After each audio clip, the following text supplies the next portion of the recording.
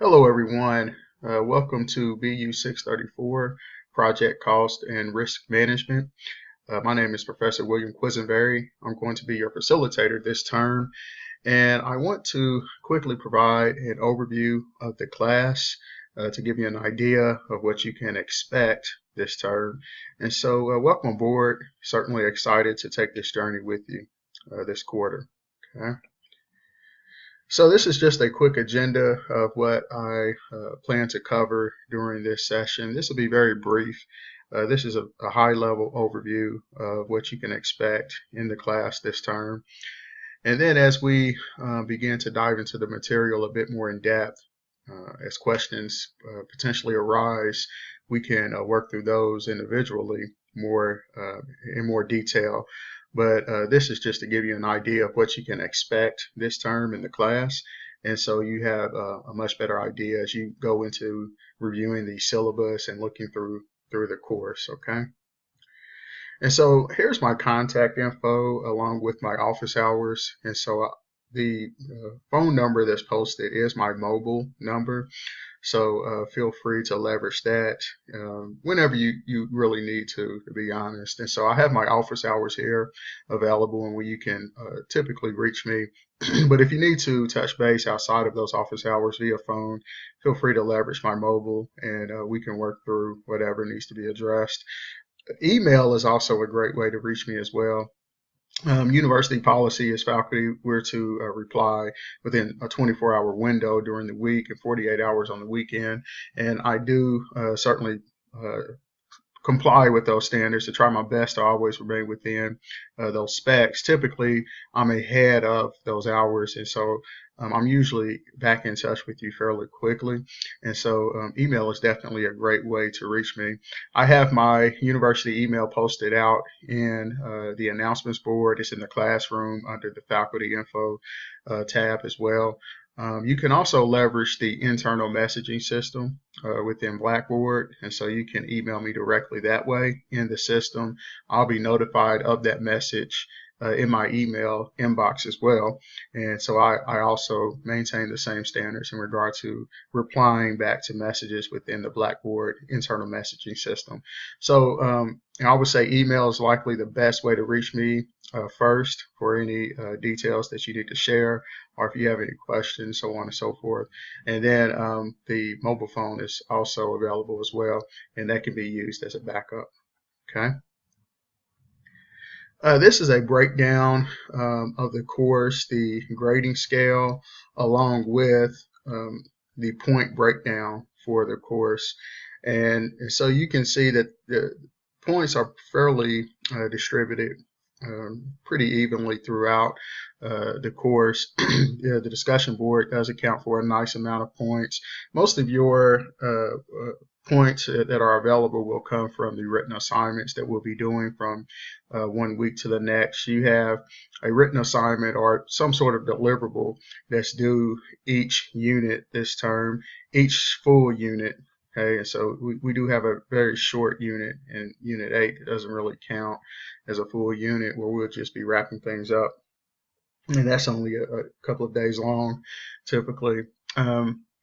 But you'll have a couple of discussion board questions each week, at least one. Typically it's going to be two, and then you'll have one written assignment as well. There is one particular week where you have a PowerPoint presentation, Unit 2, I believe, and so it's not the standard written assignment, but there's still going to be similar activities going on within that presentation. You'll still be pulling content details together, analyzing the information and pulling it all together in a PowerPoint presentation. Okay, but for the most part, we'll have a written assignment each week. We do not have any quizzes or exams, and so no points are tied to those activities this term. The final project, as you can see, is worth 260 points. It's not noted on this diagram, but the midterm project is worth 150 points. Okay. The rest of the written assignments are typically going to be worth 75 points a piece. And so you can see that the midterm and the final project, they do carry a hefty load of points. And so you'll want to put forth your best foot with any of the activities we're doing in the course this term. You want to be sure that you pay particular attention to the midterm and the final project, since they do carry so much point value. Okay. And so we'll talk a bit more about this as the term progresses and dive into some of those additional details from one week to the next. In terms of the course overview, really this class is dealing with strategies that pertain to project scheduling, cost, and risk analysis. So trying to ensure that project schedules are accurately designed, that they're fitting for the initiatives, that they take into account risk that could throw the schedule off. And then we'll be discussing project budgets as well, and how we could engage in accurate cost analysis to determine what type of budgets need to be developed, and then how we can maintain those budgets and stay within budget and not go outside the confines of specs of that plan. And we'll also be talking a lot about this triple constraint model. We've discussed that, or it's likely come up in other courses here at the university. If you've had me for BU 630, you may remember we talked about that in that course. And so the triple constraint is the project schedule, the budget, and then the scope. And so we'll be taking a lot of time to talk about those components, since that plays a huge role in project scheduling, budgeting, and then also risk management. And so we'll be trying to analyze how we can identify potential risks that are associated with an initiative, and then keep the project on track and moving forward and mitigate those risks that we potentially could be faced with. And so we'll be exploring various theories and models. This course is very practical, though. We will have an opportunity to explore different frameworks that are used in practice to try to maintain sound project scheduling and budgeting, along with risk management. So I think you'll really enjoy the course. We do have a text book for this class, and it'll come in handy with the deliverables that you're doing, the weekly discussions, and it'll give you that theoretical backdrop that you need to go out and execute the activities. And so that text is present here on the screen, and you can also pull that down or the details down inside the classroom. It is a physical hard copy. Okay, so be sure that you get your hands on that. And then additionally, there's several presentations and documents, reading material that's available in the classroom as well, besides the text, that you'll be able to leverage. And so I think you'll really enjoy the additional resources that are available. It'll help you explore the content much more. When we're talking about discussion boards, this likely isn't anything new in comparison to other courses that you've seen here at the university. We'll have 2 discussion board questions for each of the full weeks, and the short unit in Unit 8, when we're wrapping things up, it'll just be one quick closing discussion where you discuss kind of what you've learned and insight that you gathered from the course, closing remarks, things such as that. But we will have 2 discussion board questions for the primary full weeks. You need to be sure that you have your initial discussion board response up by Wednesday each week. And then you also want to be present in the discussion board at least 2 different days. You need a total of at least 3 responses up for each question. Okay, so that means, for instance, you'll want to go in on Wednesday and provide your initial response to the question itself, and then you can go back in on Thursday and reply to a fellow classmate or myself. If I go in and reply to your post, maybe you'll want to come back and respond to me. That does count towards your participation. And then you can go back in on Sunday and provide a second reply to someone else. Okay, and so you would have fulfilled the minimum requirements for that discussion question. So you would have had your initial response up no later than Wednesday, and that's the reply to the question itself. That's not a response to a fellow classmate, for instance. Your initial response to the DQ needs to be up by Wednesday. And then you need to provide at least 2 additional replies to others, fellow classmates or myself, and you need to be present on at least 2 different days, okay, for each discussion board question. So if you provide your initial response on Wednesday, you could also come back in on Saturday, for instance, and provide 2 additional replies to others, okay, for that particular question, and you would have fulfilled the minimum requirements there as well. So you don't have to be present on 3 days. Traditionally, it used to be you had to be present for each discussion board question on 3 separate days.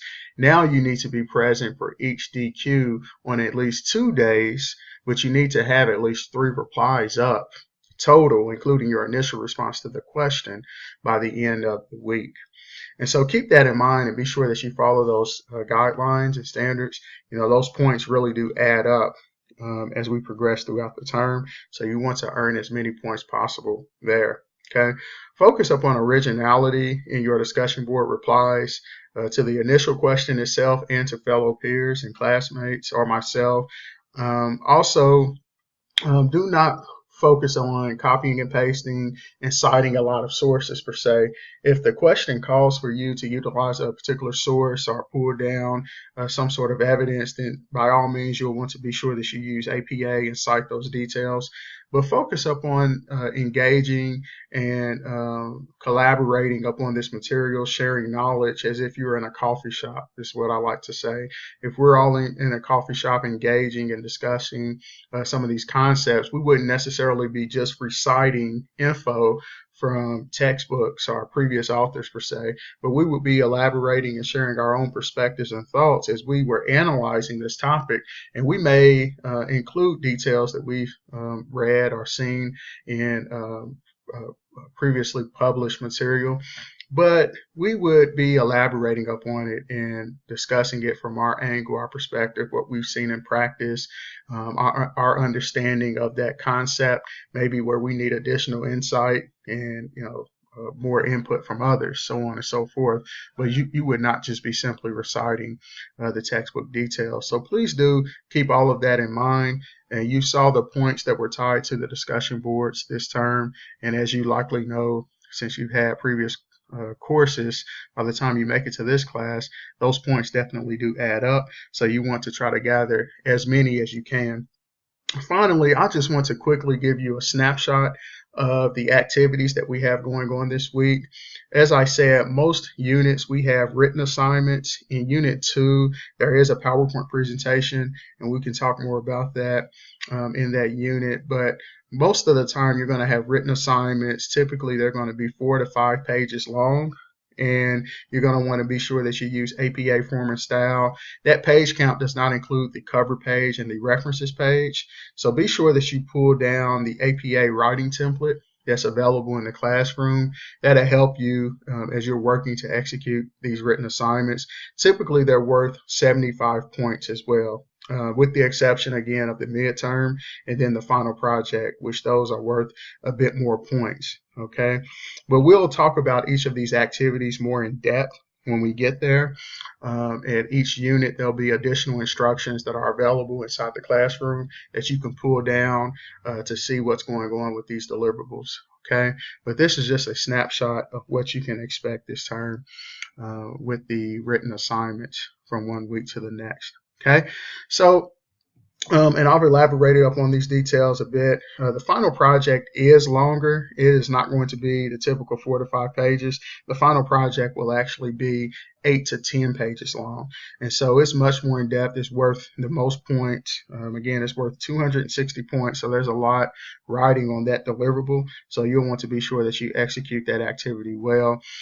Again, focus up on originality, not necessarily restating previously published details per se, not copying and pasting from the textbook, but elaborating upon the details that are going forth. And you'll have plenty of opportunity to do that the way that these deliverables are designed, because again, the emphasis in this class, even the way that it's laid out, is certainly up on application. So we're going to be discussing theoretical concepts, but we'll be analyzing how we can execute against those concepts in practice and in practical arenas. So hopefully you enjoy the course. I believe that you will. I'm excited to take this journey with you this term, and I'm certainly rooting for you. I'm here to see you succeed. And so please be in touch if you have questions or concerns so that we can work through that. Otherwise, have a terrific term, and I'll be talking with you soon. Okay? Take care. Bye-bye.